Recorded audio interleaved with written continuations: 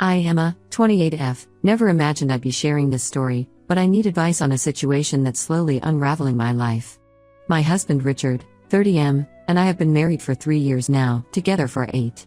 We met in college. I was a sophomore studying psychology, and he was a senior majoring in engineering. It wasn't love at first sight or anything movie-worthy. We were lab partners in a general education course, and over the semester, our friendship grew into something more. Richard has always been my rock. He's patient, kind, and has this dry sense of humor that never fails to make me laugh. We dated for 5 years before getting married, taking our time to make sure we were truly ready for that commitment. Our wedding was small but perfect, just close family and friends in Richard's parents' backyard. We honeymooned in Hawaii, a trip we had saved up for during our entire engagement. After the wedding, we lived in a small apartment in the city. Richard worked as a mechanical engineer at a local firm, while I finished my master's degree in counseling. We were happy but cramped. We'd often joke about needing to schedule time in the bathroom because it was so tiny. Still, it was ours, and we made it work. Last year, an opportunity came up that we couldn't pass up. Richard's company offered him a promotion, but it required relocating to a suburban area about an hour away from the city. The pay increase was substantial, and the cost of living was lower. After many late-night discussions and pros/con lists, Richard's engineering mind at work, we decided to take the plunge. We found a beautiful house in a quiet neighborhood called Maple Grove. It was more than we ever dreamed we could afford, a 2-story home with a big backyard and a garage large enough for Richard to tinker with his beloved vintage Mustang. The previous owners had maintained a beautiful garden, which excited me as I'd always wanted to try my hand at gardening but never had the space in our apartment. Moving day was chaotic but fun. Richard's college buddies came to help, and we ended the day with pizza and beer on our new patio furniture. As we sat there, watching the sunset over our new neighborhood, I remember feeling so content. This was the beginning of our next chapter. The next day, as we were unpacking, our next-door neighbors came over to introduce themselves. George, 35M, and Sharon, 33F, Miller seemed nice enough. They brought over a homemade apple pie and offered to show us around the neighborhood. They had 2 kids, Mary, 7F, and Max, 5M, who were shy at first but quickly warmed up to us when they discovered Richard could do magic tricks. George worked in finance and Sharon was a part-time yoga instructor. They'd lived in Maple Grove for nearly a decade and knew everyone. They even offered to host a small get-together to introduce us to other neighbors. We were touched by their kindness and accepted gratefully. The get-together was a success. We met several other couples around our age and felt welcomed into the community. Mark, 40M, and Nancy, 38F, from across the street were particularly friendly. Mark was a high school teacher, and Nancy ran a small bakery in town. They didn't have kids but doted on their 2 golden retrievers. For the first few months, everything was perfect. Richard settled into his new role at work, often coming home excited about the projects he was working on. I found a job at a local counseling center, helping teenagers with anxiety and depression.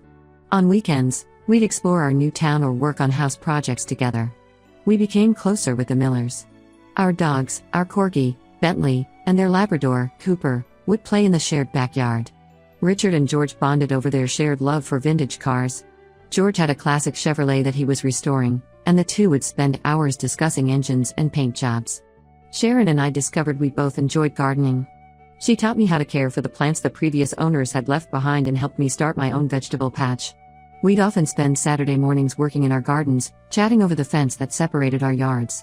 However, things started to change about 6 months ago. I began noticing George acting differently around me. It was subtle at first, lingering glances, standing a bit too close when we talked, finding excuses to come over when Richard wasn't around. I brushed it off initially, thinking maybe I was reading too much into things. After all, I'm a counselor, I'm trained to notice behavioral changes, and sometimes I worry I overanalyze. But as time went on, George's behavior became more obvious. He started sending me text messages, asking how my day was going or if I needed any help around the house. Once, when Richard was out of town for a work conference, George showed up at our door with a bottle of wine, claiming Sharon was out with friends and he thought I might like some company. I politely declined, feeling uncomfortable with the situation. I didn't tell Richard about these incidents at first. I didn't want to create tension with our neighbors, especially when Sharon had been so kind to me.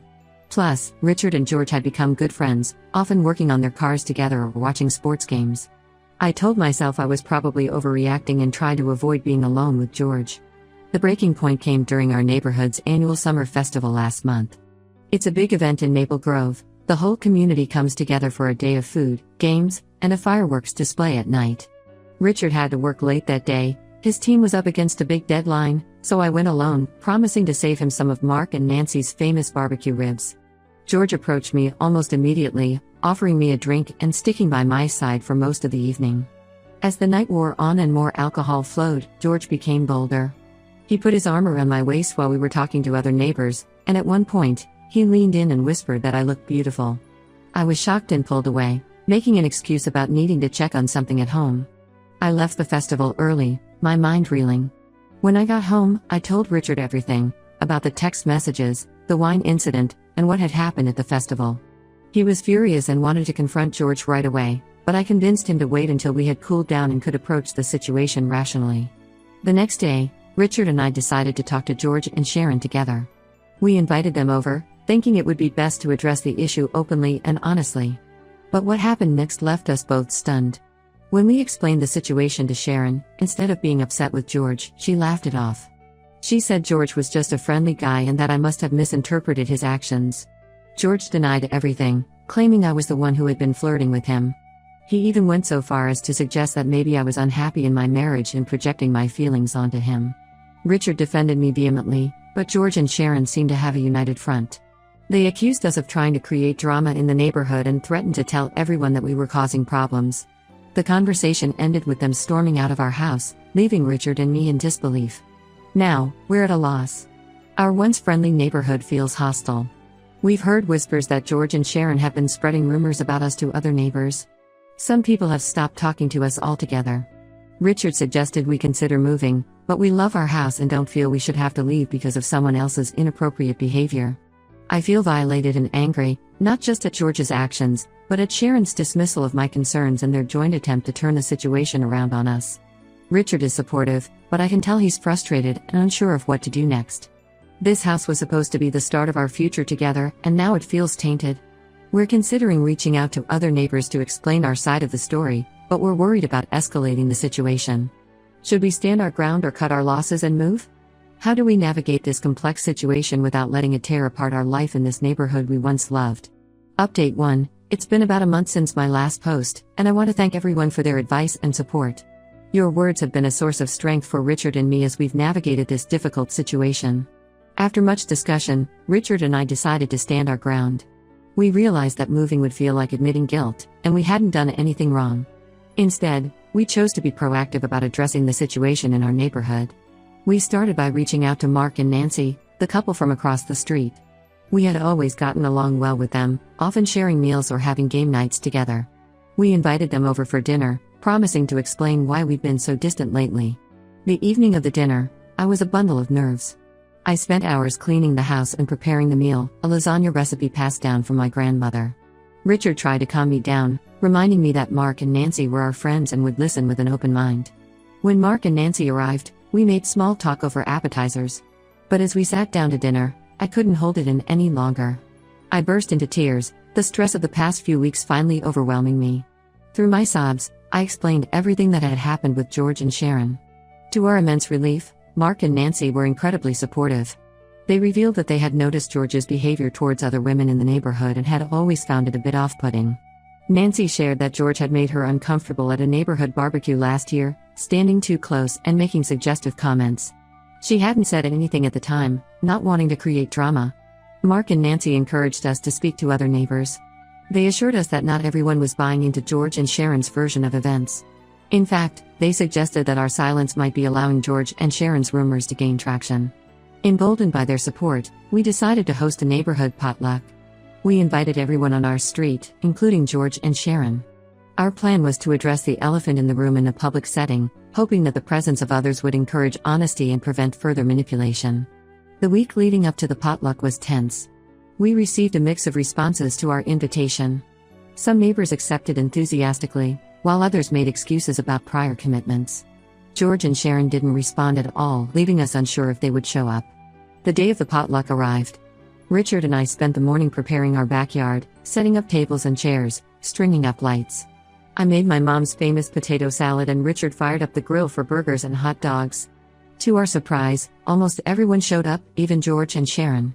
The atmosphere was tense at first, with people clearly unsure of how to act around us. Richard and I did our best to be warm and welcoming, which seemed to put most of our neighbors at ease. About halfway through the evening, I stood up and addressed everyone. My heart was pounding so hard I was sure everyone could hear it. I calmly explained what had been happening with George, how Sharon had dismissed my concerns, and how they had then spread rumors about us. I made it clear that we valued our place in the community and wanted to clear the air. The reaction was mixed. Some neighbors looked uncomfortable, while others nodded in understanding. George and Sharon sat stone-faced throughout my speech. When I finished, I invited anyone with questions or concerns to speak up. What happened next was unexpected. Rachel, 45F, who lived 2 houses down from us, stood up. With a shaky voice, she said that George had made similar advances towards her last year, but she had been too embarrassed to say anything. Her husband, Dave, 47M, looked shocked. Apparently, she hadn't told him either. This revelation seemed to open the floodgates. 2 other women came forward with similar stories about George's inappropriate behavior. Sharon sat there, her face growing redder by the minute. George tried to defend himself, claiming it was all a misunderstanding, but it was clear that no one was buying it anymore. The evening ended with George and Sharon leaving early, and the rest of the neighbors staying to talk. Many apologized to us for believing the rumors, and there was a general sense of relief that the truth had finally come out. In the days that followed, we received numerous messages of support from our neighbors.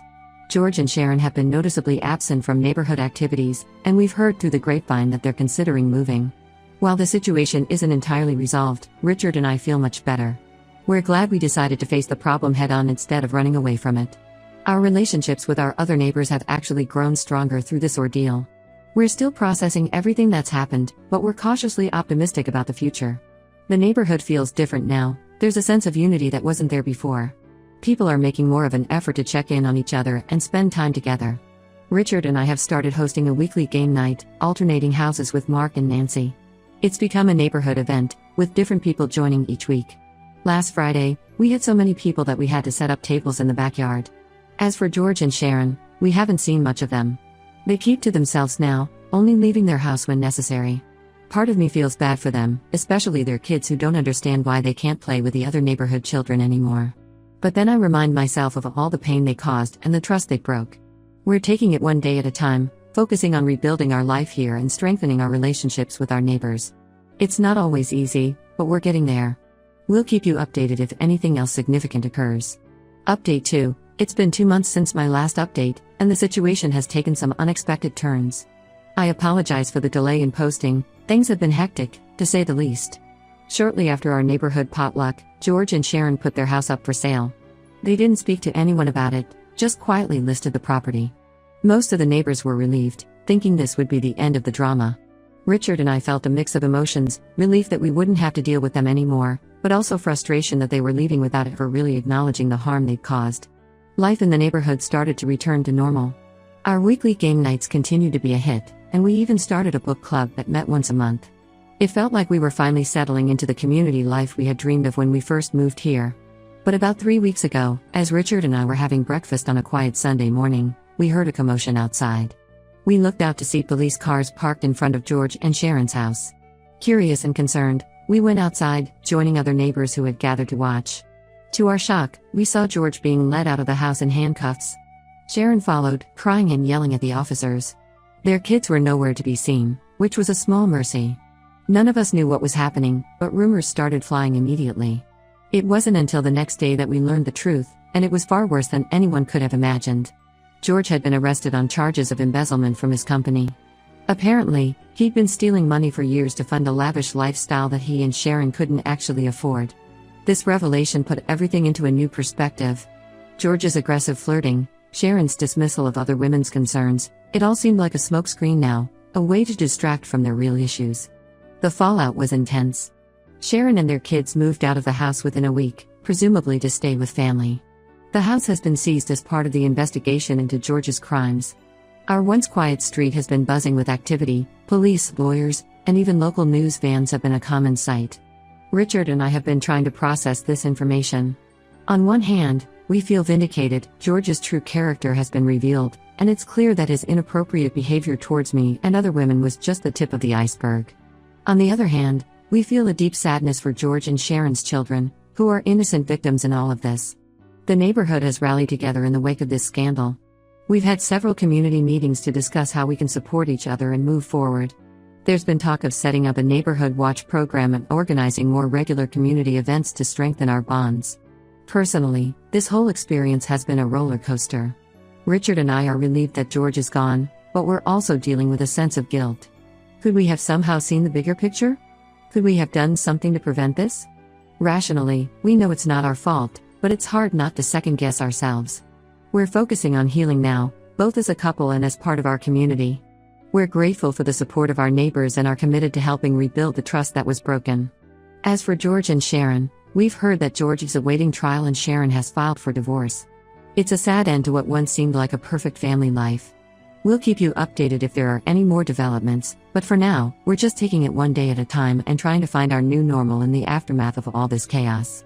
Update 3. It's been 6 months since my last update, and I wanted to share some final thoughts on this whole situation. George's trial concluded last month.